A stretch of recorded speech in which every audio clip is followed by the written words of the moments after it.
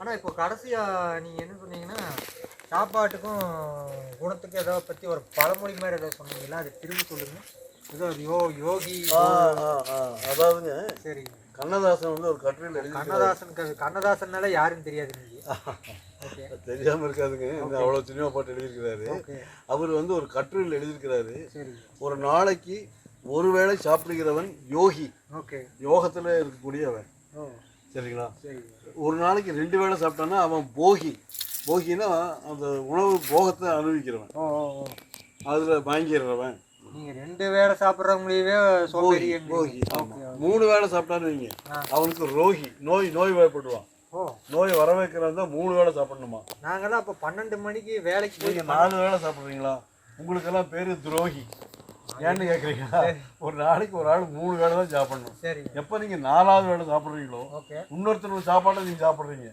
அதனால 4 வேளை சாப்பிட்றவங்க துரோகி அப்படின்னு சொல்லி ஒரு விளக்கம் கொடுப்பாரு. அப்போ அந்த சிந்தனையெல்லாம் அதிகமாக திங்கிறனால தான் சாப்பிட்றதுனால தான் வருது. நிச்சயமாக ஒருத்தனை ஏமாற்றணும், ஒருத்தனை கேட்கலாம். சாப்பாட்டுக்கும் மனிதனுடைய குணத்திற்கும் நேரடியான தொடர்பு இருக்குதுங்க, அது ஒன்றும் சந்தேகமே கிடையாது. அதுக்காக தான் அந்த காலத்தில் வந்து அந்த சாத்வீக உணவு, இதுக்கெல்லாம் நாங்கள் அறிவியல் பூர்வமாக நிரூபிக்கப்பட்டதுன்னு எப்படி நம்புறது? ஏன்னா இன்னைக்கு எல்லாமே இல்லை, இப்போ வந்து சமூகத்தில் வாழ்க்கையில் என்ன நடைமுறைப்படுத்துதோ அவங்களுடைய உணவு பழக்க வழக்கங்களை, இப்போ ஒன்றும் இல்லை, ஒரு குற்றவாளி இருக்கான்னு வச்சுக்கங்களேன், அவருடைய உணவு பழக்க வழக்கத்தையும் பாதிக்கப்பட்டவருடைய உணவு பழக்கத்தையும் நீங்கள் கம்பேர் பண்ணாலே உங்களுக்கு தெரிஞ்சிடும். இல்லையே, அப்படி ஒரு பிரச்சனை இருக்குதுங்க. வறுமையில் கூட சாப்பாடே கிடைக்கலன்னா கூட தப்பு பண்ணுறாங்களே. அப்போ நீங்கள் சொல்கிறது எப்படி ஏற்றுக்கிறது? சாப்பாடு இல்லாமல் கூட கெட்ட குணம் வரலாம்ல. அது வந்து உலக நியதின்னு நீங்கள் பார்க்குறப்போ மேஜரான இது என்னென்னு தான் பார்க்கணும் ஒழிய ஒரு ஸ்பெசிஃபிக்கான ஒரு இதை போய் அது ஒரு உதாரணம் எடுத்துக்கூடாது. புரியுதுங்களா? எக்ஸாம்ஷன்ஸ் ஆமாம், புரிஞ்சுக்கலாம். சரி, விதிவிலக்குகள் எப்போதுமே நமக்கு வழிகாட்டிகள் இல்லை. ஸோ எக்ஸாம்ஷன்ஸ் அதெல்லாம் ஏதாவது ஒரு சில பசியின் கொடுமை காரணமாக தாங்கணும்.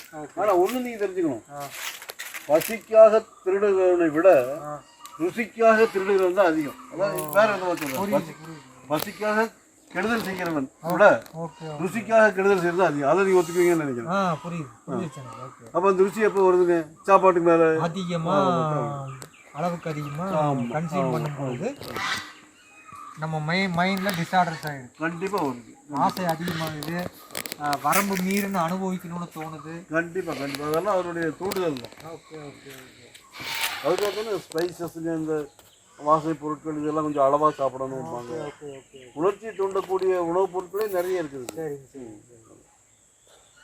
அருமையாக இதெல்லாம் எனக்கு யாரும் சொல்லிக் கொடுத்ததில்லை. நீங்கள் அருமையாக எனக்கு புரியுது நிறைய. அப்போ அவ்வளோ தூரம் நீங்கள் வந்து நிறைய விஷயத்தை கற்றுருக்கீங்க இந்த ஜேர்னியில். சரி, நான் நினச்சேன் நீங்கள் இயற்கை விவசாயத்தை பற்றி தான் பேசுவீங்கன்னு நினச்சேன்.